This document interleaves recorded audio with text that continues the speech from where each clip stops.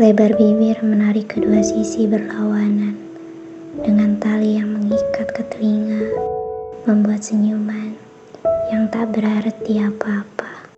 Sendiri tadi hanya tertawa dalam ruang lingkup kegilaan, menghibur bagaikan badut yang siap ditertawakan. Lama-lama menjadi sebuah kebiasaan.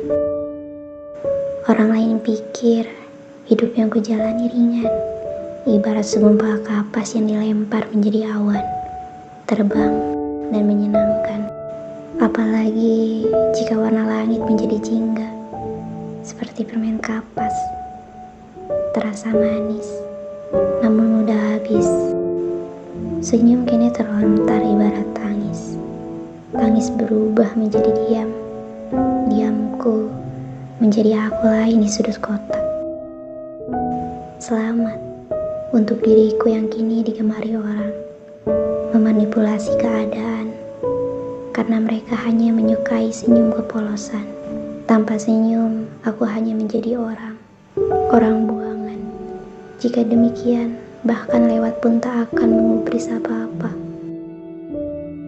Kini mereka tertawa, antara senang atau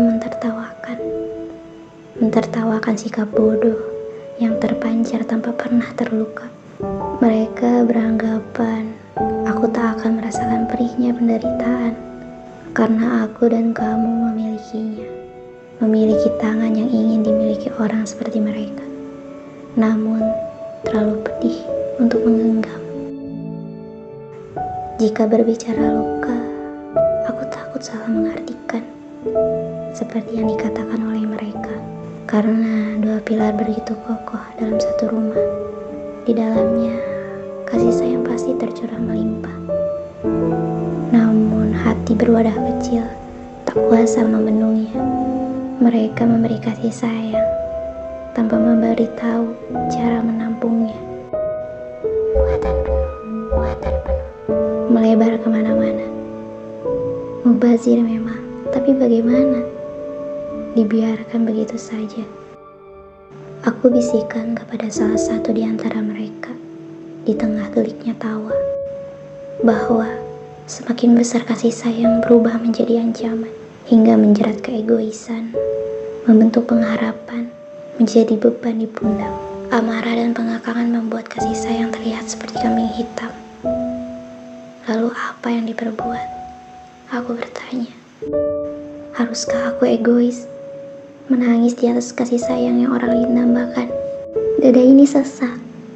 Beban ini ingin ku lempar hingga aku dapat mencari sudut terang di balik senyuman yang terlontar.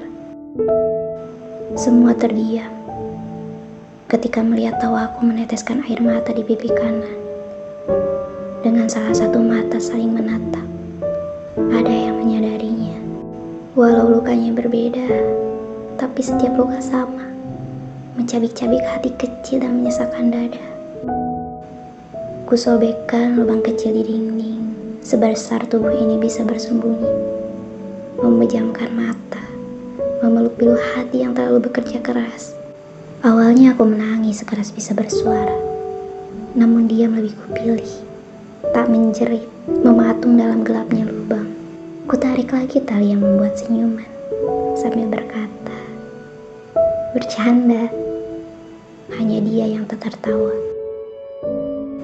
Di akhir pertunjukan, ada yang memberi genggaman, sekuat mengepal tangan dalam kesakitan. Melihat wujud asliku dengan leher teririt rantai. Jika kamu bertanya bagaimana bisa, aku akan menjawab ini terbiasa.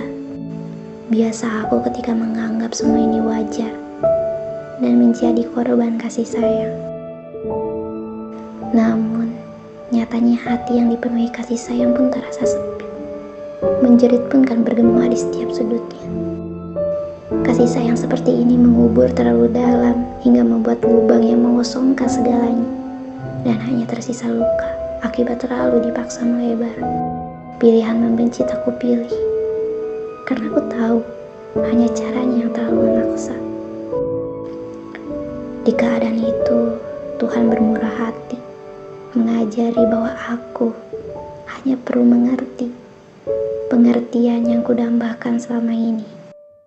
Dalam perpisahan, aku meminta untuk lain kali ajari ritme berlari, mengasihani diri sendiri, tak menjadi siswa kuat yang tak pandai mensyukuri. Aku dan kamu yang sangat diuji Tuhan, berharap pendewasaan akan menjawab sebelum roda kehidupan berputar untuk sekian kalinya, agar tak jadi si penyesal di kemudian hari.